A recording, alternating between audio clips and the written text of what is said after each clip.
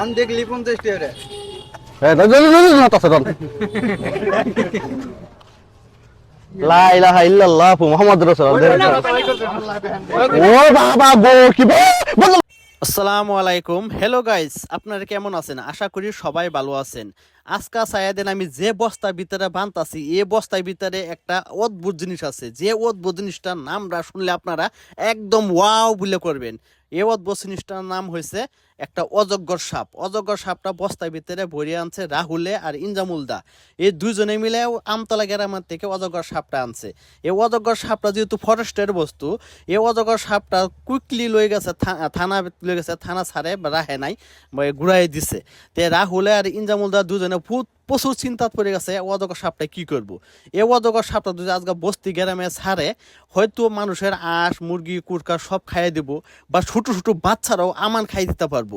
এই অজগর সাপটা আজকে রাহুল আর ইনামুলদা দুজনে বাজারে লইছে। বাজারে আনার সাথে সাথে প্রচুর মানুষ আমাদের পিছে আছে। আপনারা সবাই আমি রিকোয়েস্ট করে বলি, যত পারেন ভিডিওটা শেয়ার করেন, যাতে বস্তি গ্রামে মানুষের সাবধান হইতে পারে। আর ইনজামুলদার দুটা কথা আপনারা শুনেন কি বলে। আচ্ছা রাহুল, কয়েকটা কথা কও দর্শকরা, তোমার সাপের বিষয়ে কয়েকটা কথা কই দাও। সাপের বিষয় আমি কিছু জানি না। কিভাবে পাইছাও, কোনটা পাইছাও? যদি তোমার লোকে সারা নাই পাইছে আমি নেছি কেন পাইছো না? আমি কই না, মেন কথা হলো যে আমার এটা দিয়ে রেস্কিউ করা হাফ, তার মানে 3টা হবো।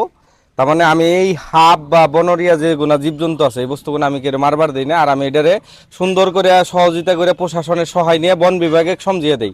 কারণ এর হইলো বন্য প্রাণী, আর বন্য প্রাণী গুণা সেবা যত্ন করা লাগবে। এটা মারলেও তোমার জ্বালা বিপদে পড়বা, আর এটা তুমি যদি কোনো জায়গায় ছাইড়ে দাও হেডাও বিপদে পাবা। কারণ আঁশ কুরকে ছাগল বুরকি খাইয়া সেরে দিব, হ্যাঁ মানুষও খাইয়া দিব টাইম পাইলে কথা। টাইম পাইলে মানে কি, এটা যদি বড় হয় আর কি, বড় হইলে কথা।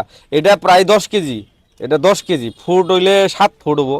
তো আমরা কালকে রাইতে রেস্কিউ করছি। রেস্কিউ করে আমরা থানায় রাহে নাই, পরে থানায় যে ফেলে আইনে মুট কথা থানায় রাহে নাই, পরে লাস্ট আইনে যে সকালে কোনে দুইজনে পাগলের মতো ঘুরতাছি, কি করি বন বিভাগের মানুষও বিরছে পাইতেছি না। পরে সাংবাদিক সহায় নিয়ে যে পাবলিক জড়ো করে এখন বস্তুটা দিয়ে দিলাম। কথা হলো যে হাত যদি কোনো জায়গায় থাকে আমাকে ওই অঞ্চলের মধ্যে, বাইরে না, আমারে খবর করলে এলো, আমি আপাতত যেটা ভালো পরামর্শ এটা আমি দিয়ে হামো আর কি। কথা হলো যে বাই নিয়ে হাফ বাইরে করা বা এটারে নিয়ে এটা খেলাই না বস্তু না, ঠিক আছে? এটা খেলাই না বস্তু না।